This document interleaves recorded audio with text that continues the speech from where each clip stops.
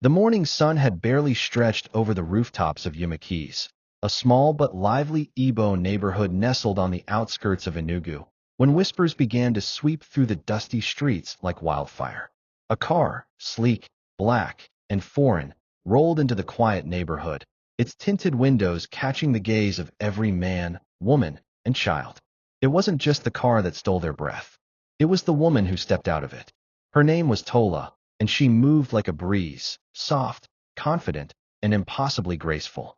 Her skin glowed like polished bronze, her curves wrapped perfectly in a body-hugging Ankara dress that whispered wealth with every step she took. Her makeup was light but flawless, and her long weave danced with the wind. She didn't greet anyone. She didn't need to. Her presence alone was a statement. The men gawked openly, nearly dropping their buckets of water or abandoning conversations mid-sentence. The women hissed silently, already sensing competition in the form of beauty and mystery. Nobody knew where she came from. Nobody asked. In Yumakis, you didn't question what you couldn't afford to understand.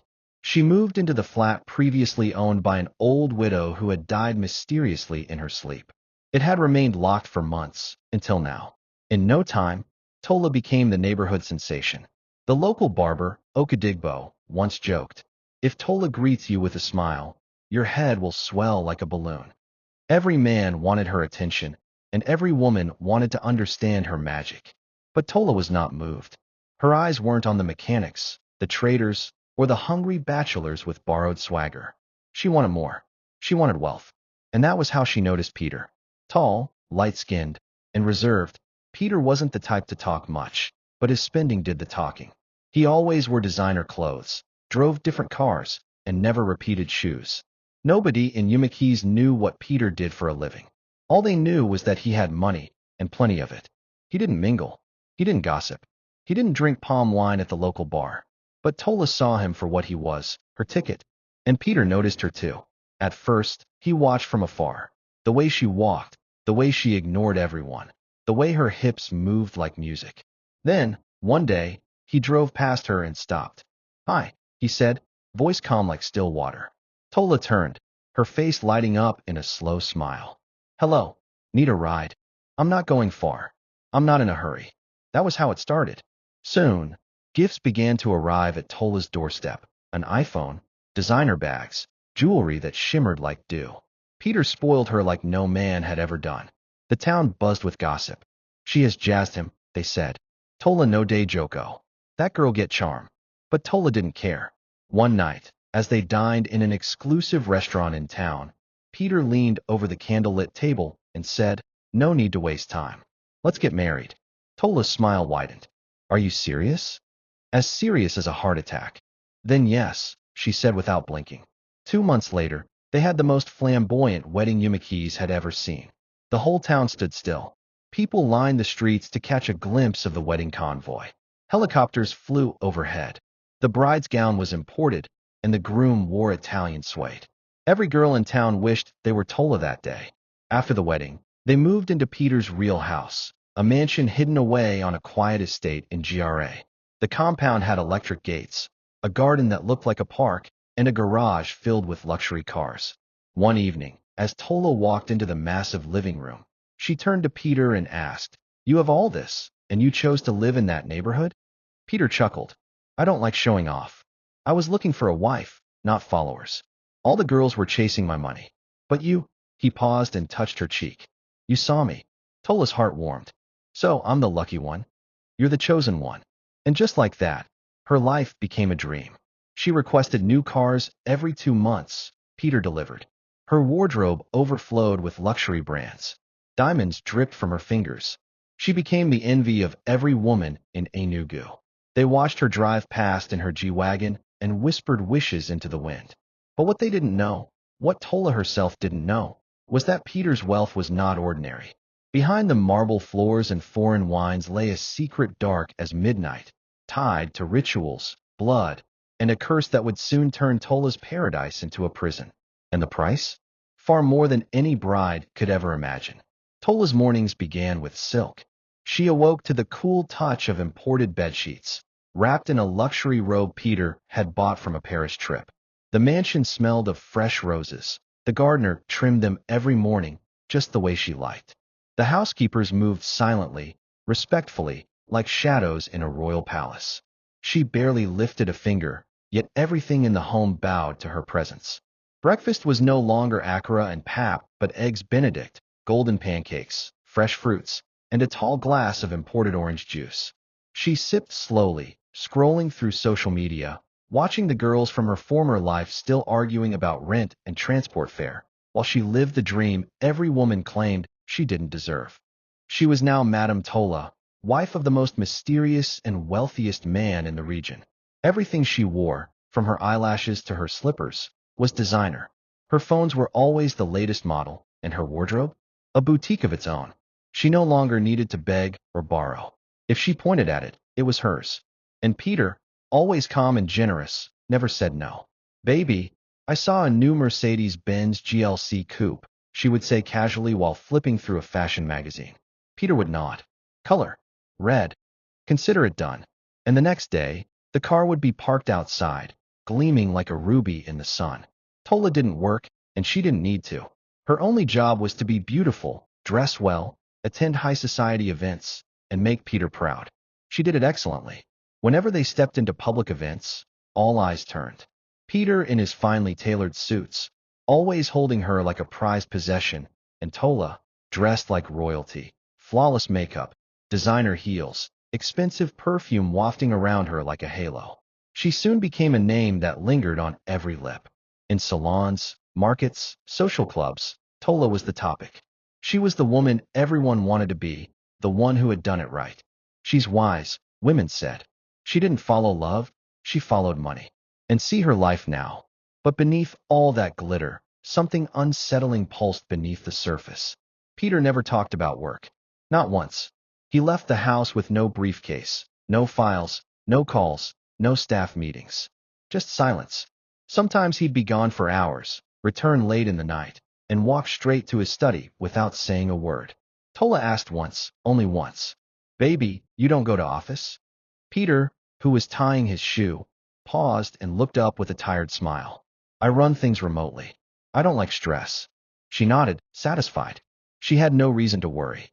But the silence grew heavier. Sometimes, she would wake at night and see Peter standing at the window, staring into the darkness.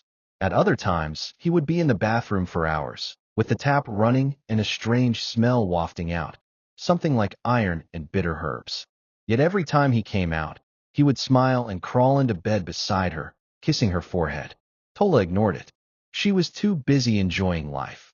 Designer brunches, spontaneous trips to Abuja and Dubai, diamond-studded wristwatches, red-bottom shoes, and private parties with influential women from powerful families.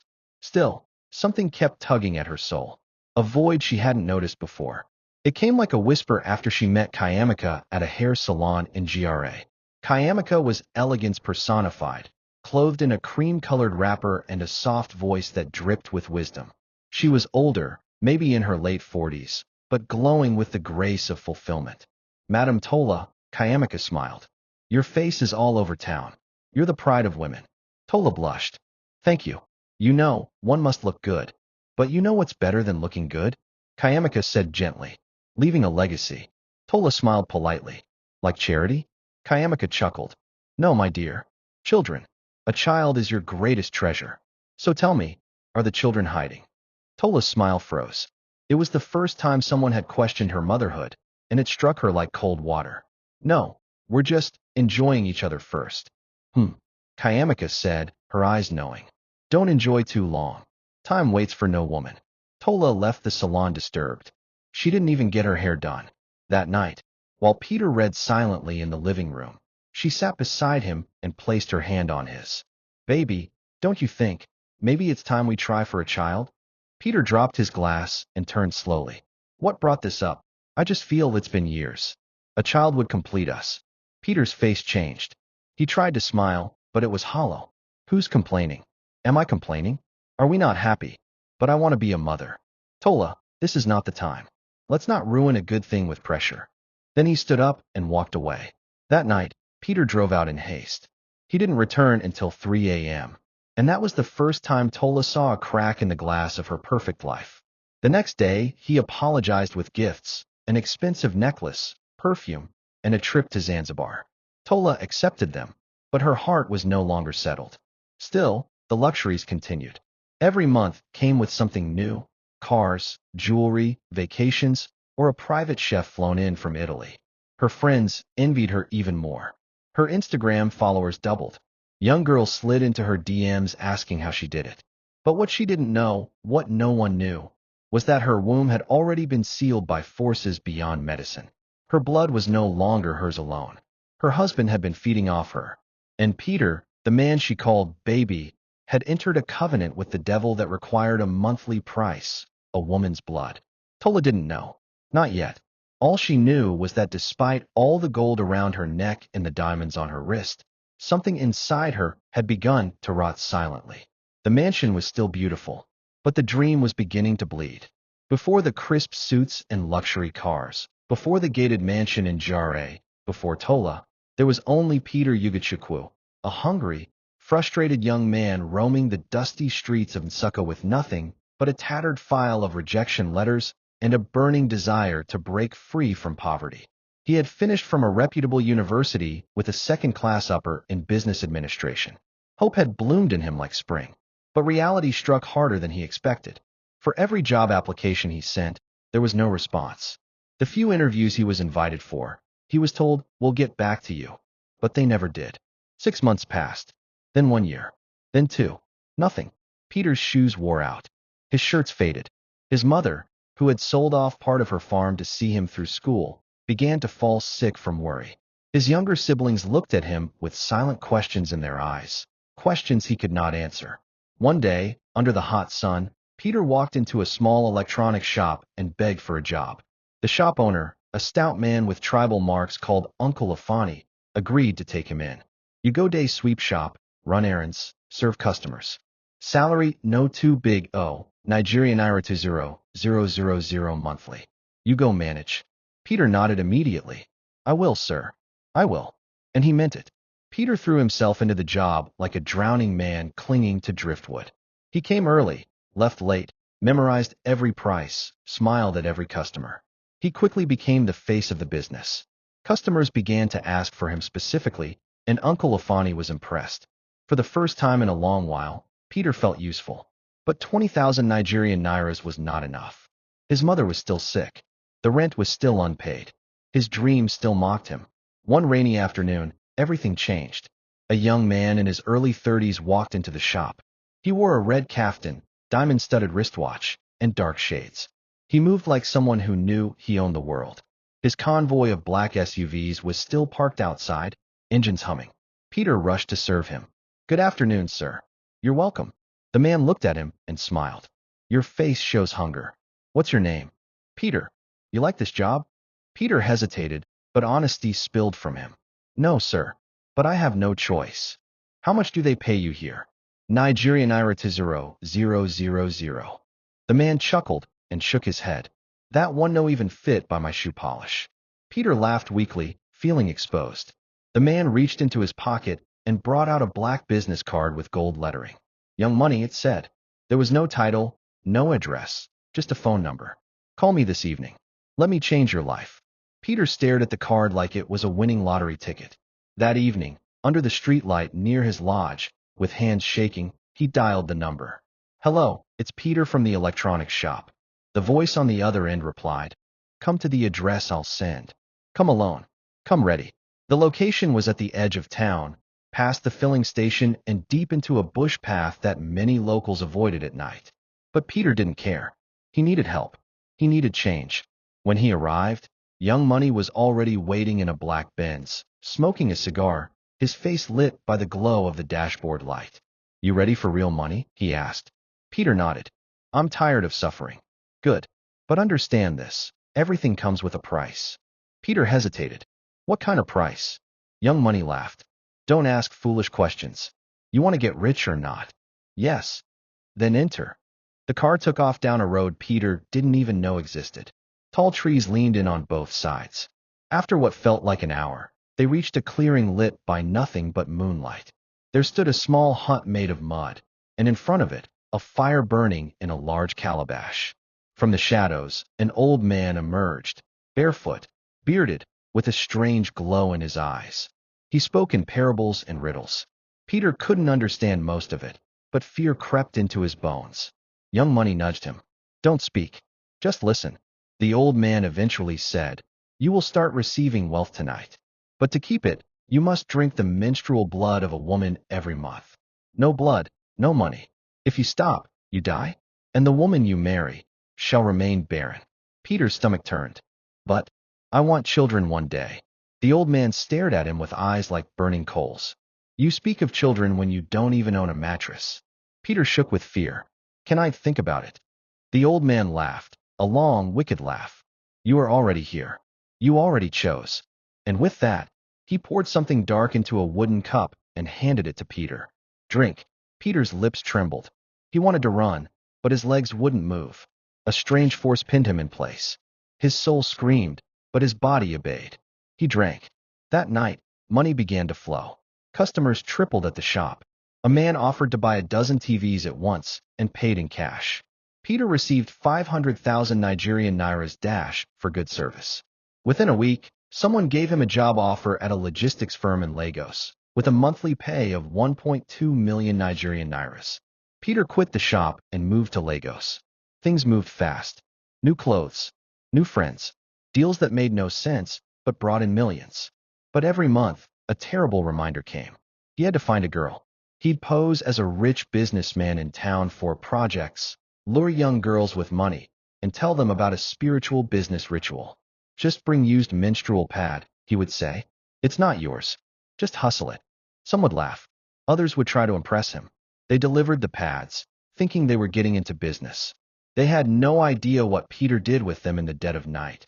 Burning, soaking, sometimes sucking directly, depending on the urgency of the ritual. But everything changed when he met Tola. She was beautiful. She had the arrogance of a queen. And best of all, she loved money more than anything. Peter thought to himself, why keep hunting girls when I can marry one and have unlimited access? And so he married her, not for love, but for ritual convenience. He was no longer a hunter. He had found his source. Every month, he would slip something into her drink, make sure she slept deeply. Then, while she lay unconscious, he would crawl between her legs and drink the blood straight from her womb. The money kept coming. The wealth tripled. But Peter's heart grew colder. He could no longer feel joy, only fear. Every day, he lived with the burden of knowing that his entire life was built on blood. And now that Tola was asking for a child, the foundation he had built was beginning to crack. Because the covenant was clear, your wife will never bear children. And if Peter tried to escape the deal, the consequence was even clearer, death. So when Tola mentioned visiting the hospital, when she said she was ready to become a mother, Peter knew. It was time to silence that voice inside her before she destroyed both of them. That was when he rushed back to the hut, back to the old man, the one who had given him the life he now lived. The old man handed him a small bottle and said, "Mix this with her food. She will forget about motherhood forever. She will not ask again." Peter took it and left without asking questions. Because Peter wasn't just a man anymore. He was a prisoner of a deal sealed in blood. And unknown to him, that very deal was beginning to unravel, one drop of blood at a time. The day started like any other in Peter and Tola's mansion. The birds chirped in the garden, the house staff moved about silently, and Tola sat by her vanity, admiring a new diamond bracelet Peter had gifted her the previous night. She had already forgotten about the conversation on childbirth. That voice in her heart, the one that once whispered about motherhood, was now strangely silent. But something felt off. Lately, her dreams had become dark. Nightmares she couldn't understand. She'd often wake up with her thighs sticky, her underwear missing, her body aching in a way that suggested something had happened. But Peter would always be beside her, snoring peacefully, with no sign of anything amiss. She brushed it off. Maybe stress. Maybe her mind was playing tricks. But on this particular morning, Tola walked into the kitchen and caught the housemaid whispering to another staff member. "And every month, she sleeps like a dead woman. No move, no word. He always sends us out on those nights." The conversation stopped the moment they noticed her, and their eyes widened in guilt. Tola didn't confront them. Instead, she smiled and walked away, but inside her, a storm began to form. That night, Tola decided to stay awake. She faked her sleep, refusing the glass of wine Peter offered. She poured it out when he left the room, then slipped under the covers and waited. It was around 2:30 a.m. when she heard movement. Soft footsteps. Peter was up. He was in the bathroom for a while, whispering something she couldn't hear. Then he returned, stood at her bedside for a moment, and gently placed his palm on her forehead, checking if she was truly asleep. She didn't move.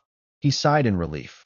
Then he climbed onto the bed, slowly pulled off her silk shorts, and, like a man possessed, lowered his head between her thighs. Tola's eyes shot open. She froze in disbelief. What she was seeing made no sense.